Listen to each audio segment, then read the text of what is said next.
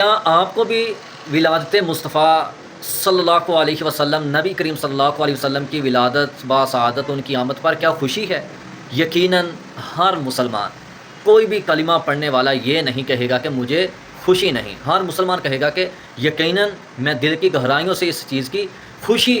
محسوس کرتا ہوں کہ الحمدللہ اللہ نے مجھ پر سب سے بڑا فضل، سب سے بڑی نعمت، سب سے بڑی جو مجھ پہ اللہ نے نعمت احسان کیا کہ وہ نبی کریم صلی اللہ علیہ وآلہ وسلم کو ہمارے لیے بھیجا، مبعوث فرمایا گیا۔ تو دوستو، اب ہم نے دیکھنا ہے کہ خوشی ہے کیا۔ صرف ایک سال بعد ربیع الاول کے مہینے میں جلوس میں شرکت کر لینا، جھنڈیاں لگا لینا، بازاروں کو سجا لینا، یا پھر دیگر کئی طریقوں کے ساتھ اس خوشی کو ظاہر کرنا، کیا صرف یہ خوشی ہے؟ پیارے بھائی نہیں، یہ ہم اپنے آپ کو دھوکہ دے رہے ہیں۔ نبی کریم صلی اللہ علیہ وآلہ وسلم کی آمد، ان کی ولادت کی اگر خوشی ہے تو وہ ہمیشہ ہونی چاہیے، ہر دن ہونی چاہیے۔ اور صرف یہ ان کی ولادت، ان کی آمد کی محبت، خوشی صرف خوشی نہیں، صرف دل سے محبت نہیں، صرف زبان سے محبت نہیں، وہ خوشی محبت کو عمل سے ثابت کریں۔ نماز پڑھ کر خوشی منائیں، روزے رکھ کر خوشی منائیں، سچ بول کر خوشی منائیں، ایمانداری، دیانتداری، حلال رزق،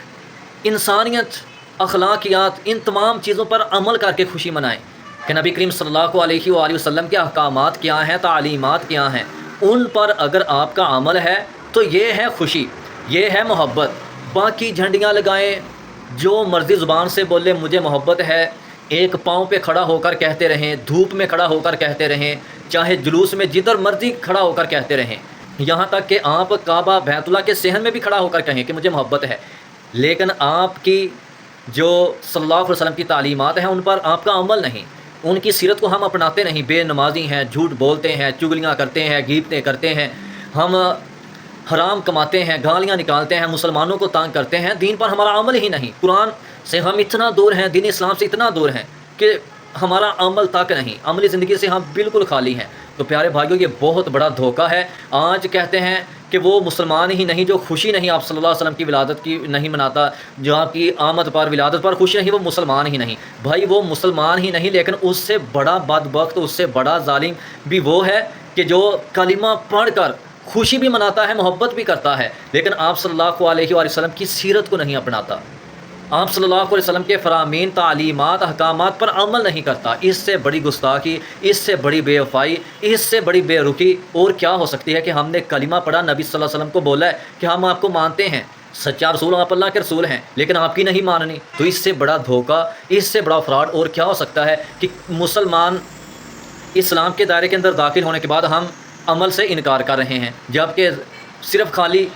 یہ کہہ رہے ہیں کہ ہمیں محبت ہے۔ ایسے نہیں، نبی کریم صلی اللہ علیہ وسلم سے تو کافر بھی محبت کرتے ہیں۔ آپ کی آمد پر کوئی بھی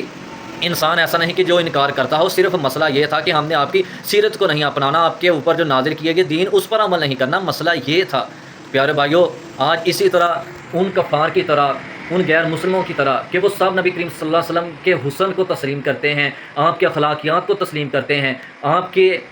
ہر چیز کو اچھا سمجھتے ہیں، صرف وہ اپنے آباء و اجداد کے دین پر اٹکے ہوئے ہیں، وہ دین پر عمل نہیں کر رہے۔ وہ کہتے ہیں کہ ہم اس چیز کو نہیں مانتے کہ جو آپ پر نازل کیا گیا، باقی آپ دنیا کے سب سے بیسٹ انسان ہیں۔ تو آج بھی یہی مسلمان زیادہ تر سمجھتے ہیں کہ نبی کریم صلی اللہ علیہ وسلم دیکھیں دنیا کے سب سے بہترین انسان ہیں، لیکن آپ کے تعلیمات پر عمل کرنے کے لیے بہت کم مسلمان ہیں کہ جو